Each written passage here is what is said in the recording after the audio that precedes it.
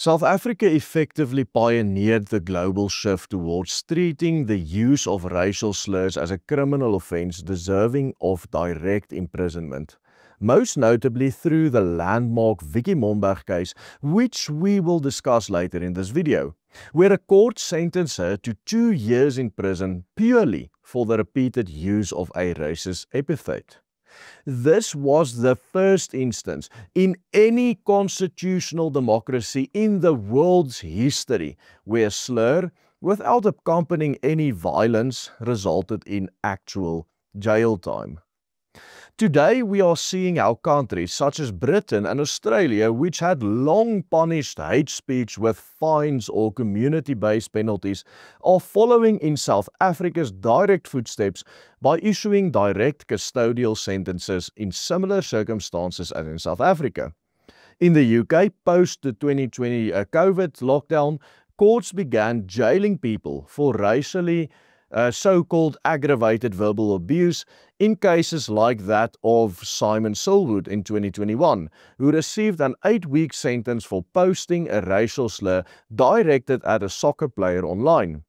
In Australia, judges have likewise started imposing actual prison time in recent years, such as the 2020 to 2022 run of cases where offenders were jailed for racist tirades combined with harassment or intimidational behavior that previously would have almost never resulted in jail time.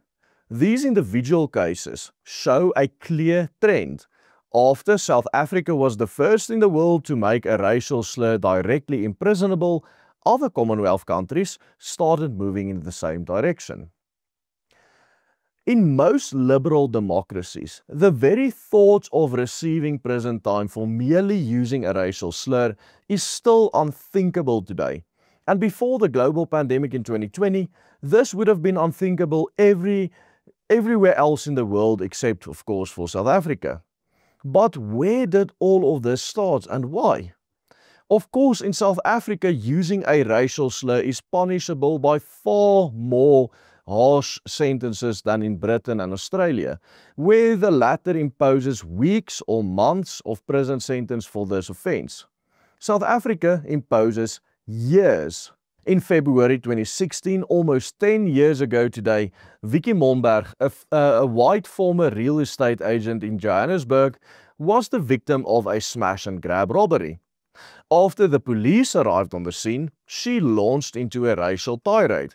According to court reports, she used the racial slur commonly known in South Africa as the K-word multiple times in the presence of the police officers who were black. A subsequent court case became a flashpoint for national debate around the use of slurs and dignity and the rule of law in post-apartheid South Africa. And finally, in April 2018, she was eventually found guilty on 4 counts of crimen injuria, the unlawful, intentional and serious impairment of another person's dignity, and sentenced in the Randburg Magistrates Court to 3 years imprisonment. This prison sentence was later reduced to roughly 2 years. This original sentence is about the same amount of prison time imposed for armed robbery in many cases in South Africa. This was a landmark decision, as it constituted the very first time in South African history that a person had received a direct prison sentence for using a racial slur. Before Momberg, there was another case, or many other cases involving the use of this specific slur, such as back in 2012, when an Indian woman, Ashika Ramdeen, was convicted of using this slur twice at a gym in Richards Bay in KwaZulu-Natal. At the time, she was detained overnight and given a 4,000 Rand fine, which at the time was about $500. 2 years following the landmark Momberg case, in 2020, a South African man also was handed a 2-year suspended prison sentence after he had used the word in a video he posted on social media while in holiday in Greece.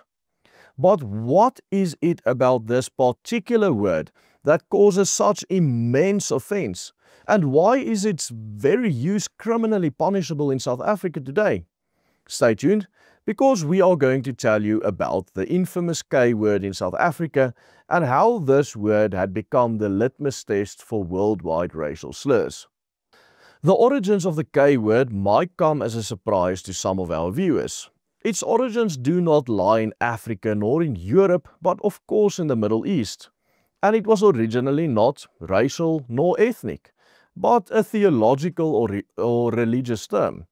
The word is of course Arabic and is founded in hundreds of passages in the Quran. For example, Muhammad uses the word in Quran 109 verse 1 and 2, which reads, "Say, O unbelievers, I do not worship what you worship," actually containing the word kafur, to refer to unbelievers right there.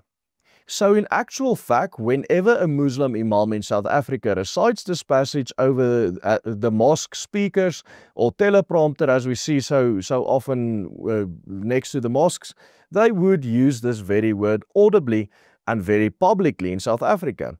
And in fact, when referring to 99% of black South Africans who are not Muslim, this imam will still use the same word his people refer to Africans during the Arab-dominated slave trade that existed for much of the past millennium, and where Europeans first learned the word when coming in contact with Arabic merchants.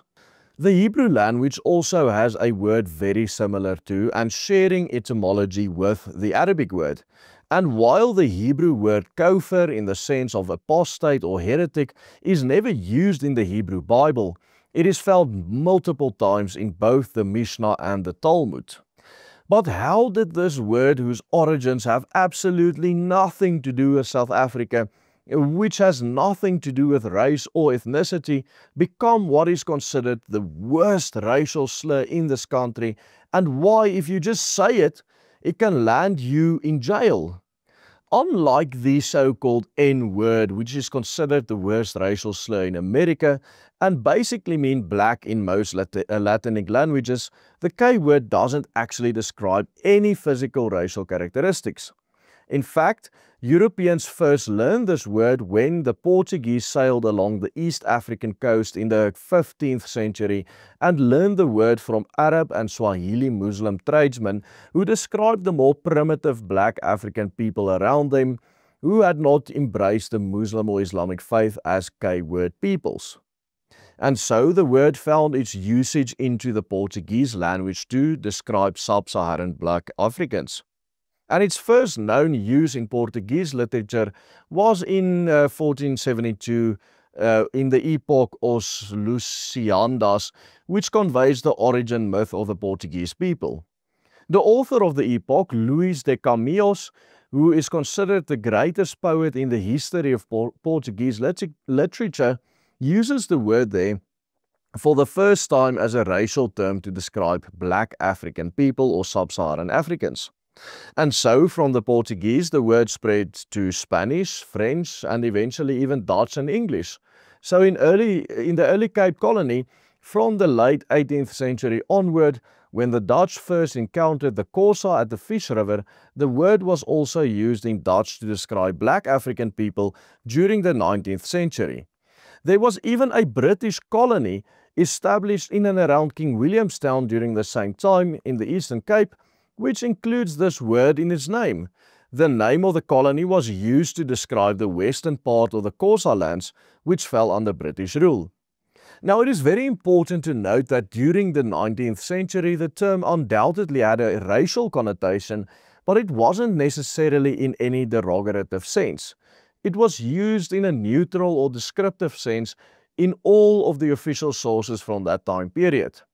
The same way that you would use the term white people or black people in today's day and age. The term actually only acquired a negative connotation during the late 20th century, and especially during the time of apartheid, when it became the most loaded epithet in South African English and Afrikaans, roughly comparable to the N-word in American English. And so an Islamic theological concept was, with the passage of time, transformed first into an ethnic descriptor and then later into this powerful racial slur in social political contexts that bear almost no resemblance to the socio-religious context from which the word originally arose.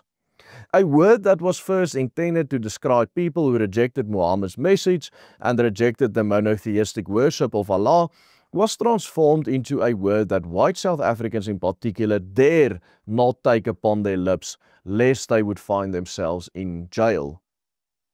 You see, so the blasphemy against the God of Muhammad in the 7th century eventually became blasphemy against the multicultural utopia in the South African state of the early 21st century.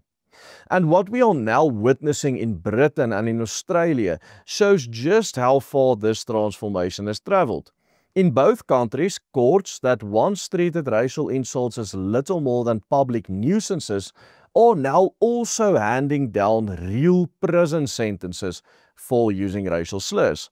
A shift that would have been unthinkable a decade ago, and which only accelerated after the pandemic. But this new global trend exposes an uncomfortable truth. These words only have the power societies choose to give them. The moment a community decides that a particular term embodies absolute moral transgression, as here in South Africa, that word stops being mere language and becomes a kind of civic taboo. And once a taboo becomes powerful, really powerful, the law inevitably has to follow. That is exactly what happened in South Africa long before it happened in the rest of the Western world. And this is why we are now seeing the same pattern emerging in other liberal democracies where people are jailed for using words. In the end, slurs become criminal not because of the sounds they contain, but because modern societies absolutely invested them with such enormous symbolic power and weight that the state itself now treats them as punishable criminal offences. The situation in South Africa actually goes far deeper. It is almost akin to a childlike bully behavior. You see, in the same sense that a school bully would beat the hell out of another kid for insulting him just to show him who's boss on the school grounds, this same logic applies here in South Africa, where courts are used in the same manner as school bullies are in schools to punish people for just saying something wrong. Jailing people for racist words is not the only way Britain is currently following the footsteps of South Africa. Check out, for example, our recent video on how an ex-ANC member is set to dethrone British Prime Minister Keir Starmer in his constituency by just clicking on this link appearing on your screen right here. And remember to support our work by becoming a paid member of the Willem Petzer Group. Only with your help can we make these videos to change people's hearts and minds. Just follow the easy steps on the banner underneath me. Goodbye and God bless.